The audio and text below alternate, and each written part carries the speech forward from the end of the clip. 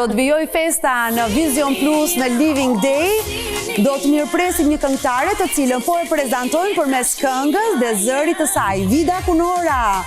Mirë se vjen, këngëtarja që ka gjithmonë kurorën dhe yllin me vete. Mirë se ju gjeta. Shumë kënaqësi të mirëpres në Living Day në këtë ditë të veçantë, takim të veçantë, di që është një periudhë shumë e ngarkuar për ju këngëtarët. Si po vjen kjo festë tek ti, Vida? Mirë përshëndetje, mirë se ju gjeta. Mirë se erdhe. Urime dhe më vjen shumë mirë që i suportoni artistat dhe i bani pjesë gëzimeve të televizionit, emisioneve tuaja. Po nuk shumë e ngarkuar. Gëzimet pa këngëtarë. Shumë e ngarkuar. Ju na gëzoni gjithë vitin dhe veçanërisht për festa. Është një periudhë shumë e ngarkuar. E di? Domethënë kemi ngel fluturim poshtë lart. Sa mirë që ka kaq shumë koncerte, sa mirë që ka kaq shumë momente për të festuar. Unë them sa mirë që na dojnë kaq fort. Kjo është me thënë deri kemi goxha vite në treg edhe vazhdojmë me kanë të kërkuar dhe vazhdojmë me na dash njerëzit. Kjo është privilegj. Jo gjithkush e ka këtë privilegj. E vërtet. Çfarë të dha viti 2025, Vida? Po thuj se që mas pandemisë, gjitha vitet kanë qenë të mira, të suksesshme.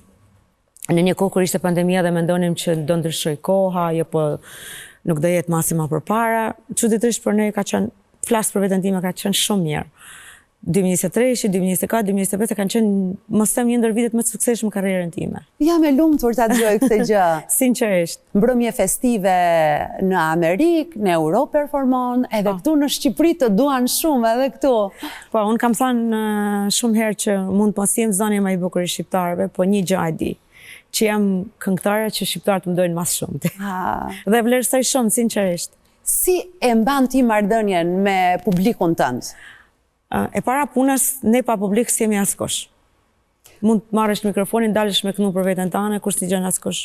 Kështu që këtu fillon, domethënë, mirënjohja edhe fillon puna jon që nëse më mirë me fansat ton, me ndjekësit ton, atëherë ne jemi kot. Unë jam mirënjohëse gjithë secilit që mu deri në këtë ditë më ka bërë pjesë gëzimeve familjare. Jam shumë mirënjohëse. Sepse të marrë dikush në ditën më të bukur të jetës fëmijës vet. Po. Që është dita e dasmës. Është shumë vlerësim. Dhe unë që e bëj me dashni këtë punë, po kam edhe përgjegjësi shumë të madhe. Sepse thash edhe një herë të marrë dikush në ditën më të rëndësishme të fëmijës vet. është goxha privilegj. Gjatë viteve, në qoftë se shohim disa nga momentet më të bukura, më të veçanta, më kulmore të karrierës tënde, cilin do evidentoje? Janë shumë, por unë kam një karrierë goxha gjatë, edhe me thënë deri s'di çfarë të veçoj, se ka qenë një periudhë kur sepse këngëtari do një klik që ti është i suksesshëm. Ndoshta punon gjithë jetën dhe nuk i bie në shenjë, themi ne. Tash po flas me gjuhën e Malsisë. Po vjen një moment dhe një klik i vogël. Unë bana një këngë Djemtë e Malsisë teme, ata që më ndjekin e dinë, edhe më pëlqej, u frymëzova, e bana, dhe ajo ishte pothuajse si pasaport për mua. Domethënë më ngritin majat e suksesit dhe ka sjell shumë punë, shumë fat ajo këngë. Është një këngë që kënohet për gjithë djemtë e Malsisë, për gjithë zonat e Malsisë. Me sa kuptoj, djemtë e Malsisë, djemtë e detit, pra djemtë që janë elementi i fatit në karrierën tënde. Sepse do doja të evidentoja edhe faktin që ke bashkëpunuar e ke performuar me djemtë e detit. Po, fakti sepse unë kur erdha Nusen Lezhë dhe im shoqë regjisor i Pallatit Kulturës, ishte për çdo ditë me ata dhe ishte grupi më i mirë, domethënë ishte bendi më i mirë atëherë dhe po kemi bashkëpunuar goxha vite. Goxha vite kemi bashkëpunuar me ata. Dhe pak e din që ti ke qenë mësuese. Po. Por kam marrë gjyqëtërsinë të lartën, arsimin dhe u përfshive, u përkushtove te kënga. Prindrit nuk kanë dashur shumë, me sa unë di, por ishte bashkëshorti i cili tha me këtë zë që ke ti, duhet jesh në skenë. Po, unë kam marrë gjyqëtërsi të lartën. Nëse zanin ta jep Zoti. Po, është dhuntia jo? Unë i kisha, domethënë, kisha premisa për të knu dhe e kam dasht muzikën. Gjithmonë fakti që unë jam linë në rritë në fshat, opinioni atëherë ka kanë krejt ma ndryshe, pastaj unë jam rritë në një familje shumë të madhe, se teza dhe mama kanë në një shtëpi. 10 fëmijë tezja dhe 7 fëmijë ne 17 fëmijë. Wow! Po, dhe vetëm unë knoja, vetëm unë kishte dalë zani dhe opinioni e di shumë mirë, pastaj si ka qenë atëherë që një vajzë më shku me knu, kam shku për gjithmonë e kufizume, ose shoshnume me diken. Po. Fakti që u martova me një regjisor, unë e zhvillova tamam, mas martese. Ndërsa dikush e ka fillu që fëmijë, por që tamam që e lash dhe punën si mësuse. Po, dhe dole në skenë, dhe ju kushtove muzikës, videoklipe, po që kam bërë shumë mirë, dhe më thënë. Pa tjetër që kam bërë shumë mirë. Kam bërë shumë mirë. Jo që nuk e du mësuesin, unë e kam dashtë shumë. Se ka qenë andra jame që e vogël me marat regjistin kështu në për koridore. Edhe në zanë, se normalisht kishë një dashni shumë të madhe për mu, edhe unë për ata, dhe kur ju kam thënë që nuk do vi ma, dhe më thënë e maj, klas 6, 7, 8, jepsha gjullit tërsi, edhe janë përlosh fëmit, sepse edhe kam dashti punë, por benefitet... Duke të emocionohesh edhe sot për mësuesin dhe mardënjen që ke patur me nxënësit e tu. E kam pas shumë për zemër dhe atë profesion. Fakti që ikë të martë, ikë të mërkur, ikë të ajte, pas taj u dhe të rëva Milan krejt. Pa tjetër. Pa njëri një balancë. Është e vështirë që ti jesh çdo ditë mësuese dhe ndërkohë të duhet të mbash edhe koncertet e tua. Ndërkohë ishte edhe koha lindjes fëmijëve, rritjes fëmijëve, shumë e ngarkuar. Dhe ti ke një kalendar shumë të suksesshëm në diasporë. Do të ishte praktikisht e pamundur që të vijoje të bëheshe mësuese, të vijoje punën tënde si mësuese. Ja, ishte e pamundur. Nga njëra anë shohim artisten, këngëtaren, performuese në skenë që shkëlqen e gjitha. Si zonjë shtëpie, a merresh ndo pak me këto festa, a gatua ndonjë gjë, apo jo? Unë në kuzhinë nuk jam... Nuk është pika jote fort? Nuk jam aq e mirë, po sigurisht që gatuj. Sigurisht që gatuj, bile se kam antistres. Ndë njëherë këtë filloj e gatuj në gjë. Po jo se shkëlqejnë, në këtë pjesë nuk shkëlqejnë, sepse fakti që unë kam ardhë në Uca dhe kam gjetë një vjeher shumë të mirë. E ke patur të lehtë? E kam pas ma të lehtë, i kam gjetë gjithmonë gjanat gati.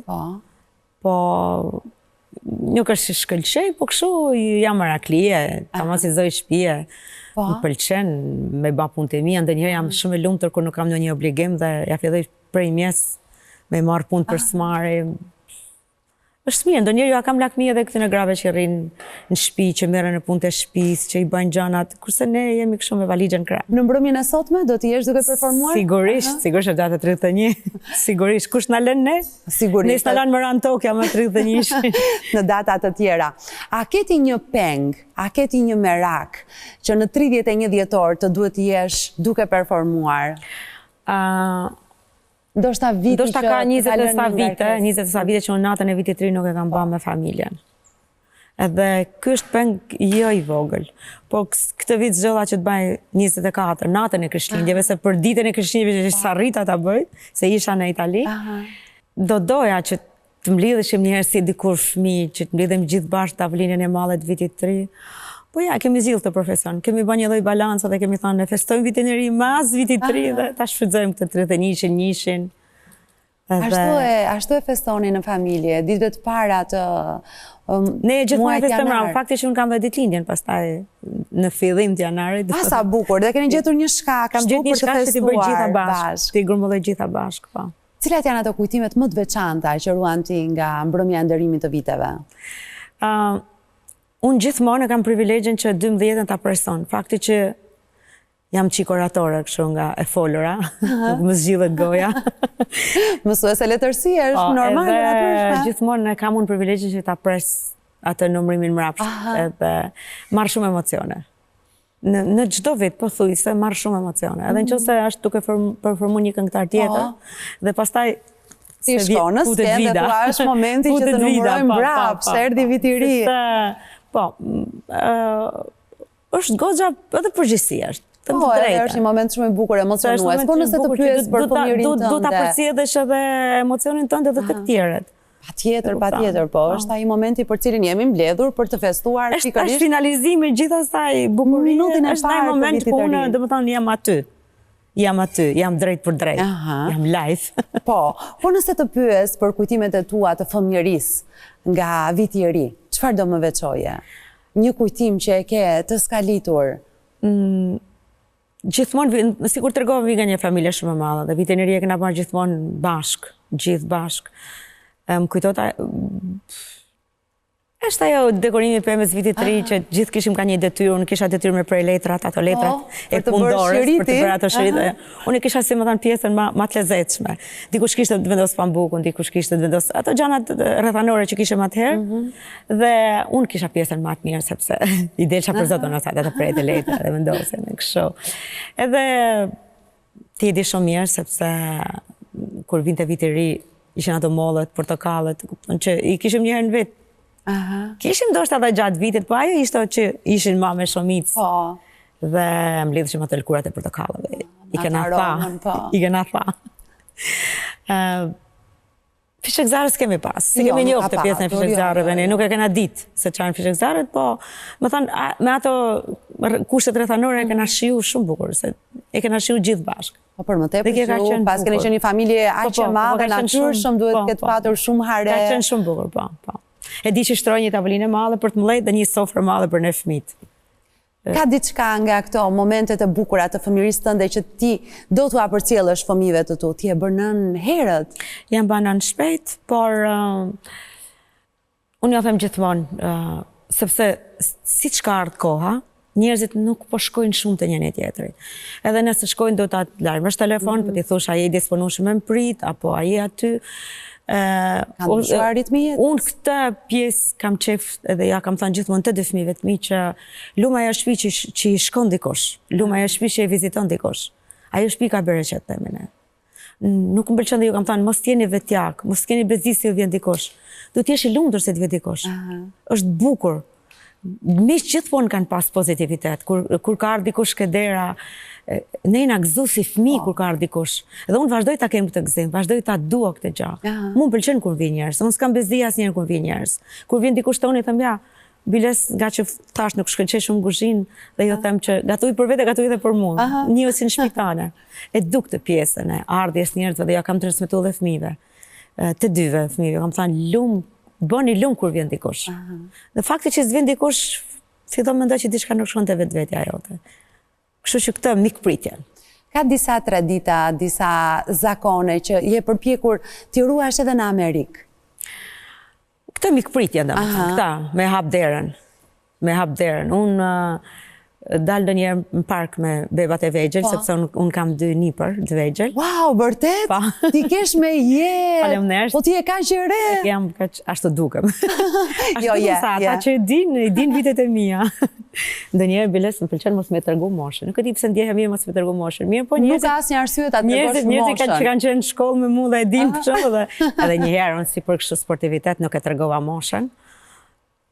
Më pëlqej kot me se tregu moshën dhe më shkruan dikush aty në Instagram, mora kemi qenë bashkë shok klase.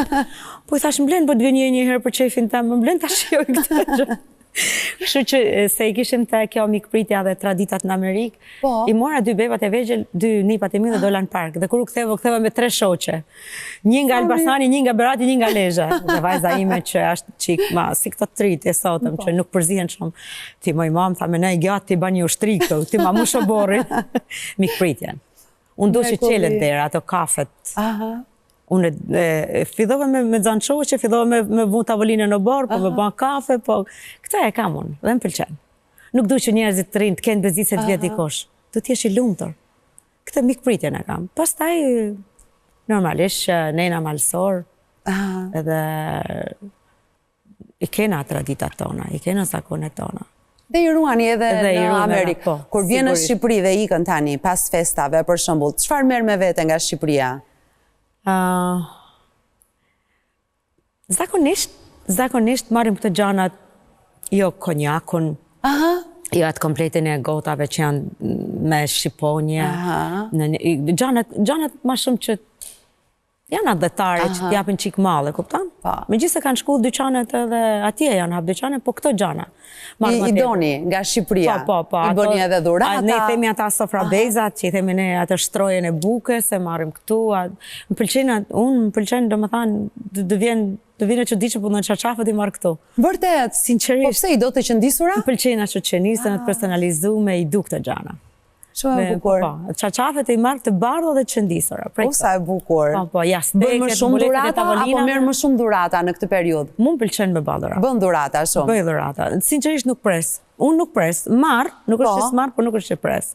Mu më pëlqen me ballë dhurata, më pëlqen me lanë. Publiku është më i zjartë në Shqipëri apo jashtë Shqipërisë? Menoj që jashtë. Jashtë Shqipëri janë edhe të ngopën me neje. Nuk është shqiptarët e diasporës? Po, shqiptarët e diasporës janë shumë më dashtën. Jashtë mase. Jashtë mase. Unë pa dalë aty mirë, fillon në bërtase dërë tërkasi. Dhe ndjen atë atmosferën edhe dashurinë e tyre. Janë më të mallum, ata nesë sakta këtej. Atëre, mesazhin dhe urimin nise nga shqiptarët e diasporës. Jemi në fund. Ju uroj shumë fat begati për 2026-ën. Shoft viti realizimit dëshirave të kenë shnet dhe paqe. Dhe t'jenë ashtu të zjartë, e të mirë, e dashtën për mua dhe për gjithë. Po njerë për mua, sigurisht. Dhe unë ta uroj me gjithë zemër të bëhen në realitet gjithçka që ti dëshiron. Faleminderit shumë që u ndale sot në këtë takim special të Living Day në Vision Plus. Dhe unë ju falenderoj shumë për ftesën dhe sigurisht që do bëhet mirë sepse të mendosh mirë, është mirë.